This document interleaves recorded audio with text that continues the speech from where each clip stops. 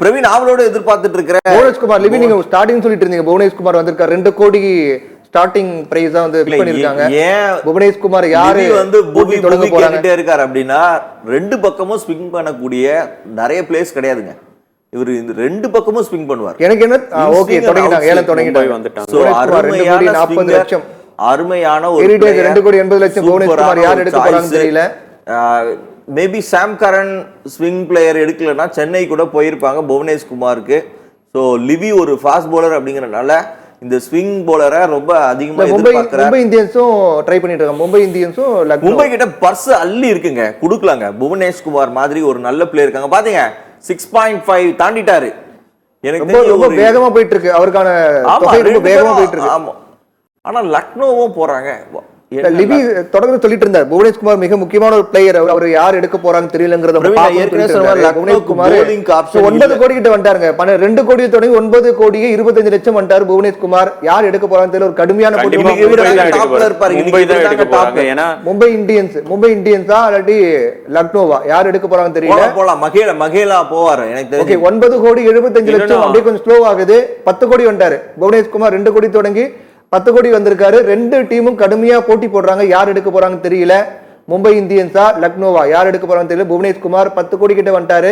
ரொம்ப speedo increase ஆயிருக்கு அவருக்கான தொகை. இல்ல கண்டிப்பா மும்பை எடுத்தாங்கன்னா அவங்க டீமோட போலிங் இன்னும் ஸ்ட்ராங் ஆயிடும். ஆல்ரெடி ட்ரெண்ட் போல்ட் இருக்காங்க, ஹர்திக் பாண்டியா, பிபி ஒரு தெளிவான பிளான் பண்ணி தான். ஆமா இப்போ பாத்தீங்கன்னா ஓபனிங்ல இல்ல 3B வந்துருவாங்க. ஏற்கனவே பும்ரா இருக்காரு, போல்ட் இருக்காரு.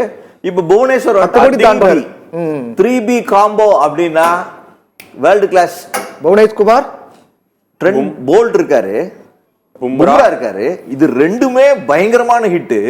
மூணாவது புவனேஸ்வர் சேர்ந்துட்டாருன்னா 3B போலிங். ஆமா போலிங் பி அவ்வளவுதான். மும்பை விட்டுட்டாங்க. போலிங்னா 3B தான் இருக்காரு. இதாயிடும். 10 கோடியே 75 லட்சம் புவனேஷ்குமார் யார் எடுக்க போறாங்க.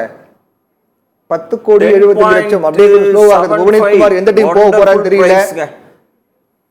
எல்லாரும் ரொம்ப தீவிரமா டிஸ்கஸ் பண்ணிக்கிட்டு இருக்காங்க. புவனேஷ்குமார் இன்னும் இன்க்ரீஸ் பண்ணலாமா இல்ல விட்டுறலாமான்னு பார்த்துட்டு இருக்காங்க. லக்னோ அவருக்கு தெரியுங்க. ஜகீர் கான் வந்து இந்தியன் கிரிக்கெட்டை நல்லா உற்று கவனிக்கக்கூடிய ஒரு அருமையான பிளேயர். ஏன்னா அவர் ஃபாஸ்ட் பவுலருக்கு அவருக்கு தெரியும். நக்கல் பால் போடுவார். இங்க பாருங்க நக்கல் பால், இந்த அதெல்லாம் ரொம்ப கஷ்டமான பாலிங். நக்கல் பால் போடக்கூடியது, டெப்த்ல போடக்கூடியது. அதாவது ஓகே பண்ணிட்டாங்க நினைக்கிறேன். பண்ணிட்டாங்க. நடுவுல வந்து ஆர்சிபி எடுத்துட்டு போயிட்டாங்க புவனேஸ்வர் குமார். வட்ட போச்சே பாஸ். சம்பந்தம் இல்லாம உள்ள வந்து இன்ட்ரைட் தூக்கிட்டு போயிட்டாங்களாங்க. ஆமா யோசிச்சாங்க, டக்குன்னு தூக்கிட்டு. ஏலன்னா அப்படிதான் தல.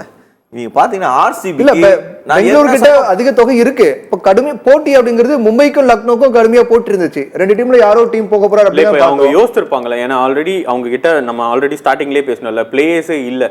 ஏன்னா அவங்க அந்த 11 செட் பண்றதுக்கான டாப் பிளேயர்ஸே இல்லாததுனால கண்டிப்பா இப்போ ஆல்ரெடி ஏசல்வுட் நேற்று எடுத்தாங்க. ஸோ ஏசல்வுடும் புவனேஸ்வர் குமாரும் போடும்போது அந்த ஓப்பனிங் ஸ்பெல் இன்னும் நல்லா. ஏன்னா போலிங் இது வரைக்குமே ஸ்ட்ராங்கா இல்லை அவங்க.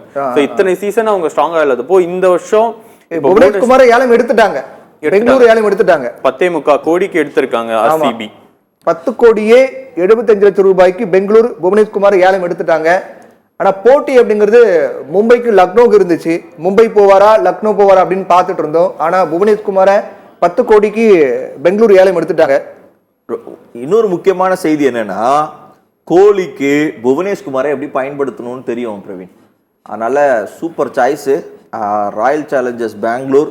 இந்த முறையாவது புவனேஷ்குமார் வச்சு ஒரு போலிங் டிபார்ட்மெண்ட். ஏன்னா நல்லா கவனிச்சிங்கன்னா அதிகமா 6 அடிக்கக்கூடிய 3Bங்கிறது நீங்க இதுல சொன்னீங்க, மும்பைல சொன்னீங்க. ஆனா அது நடக்காம போயிடுச்சு. அன்பார்ச்சுனேட்லி வட போச்சு. ஆனா ராயல் சேலஞ்சர்ஸ்க்கு ஒரு நல்ல ஒரு சாய்ஸ்.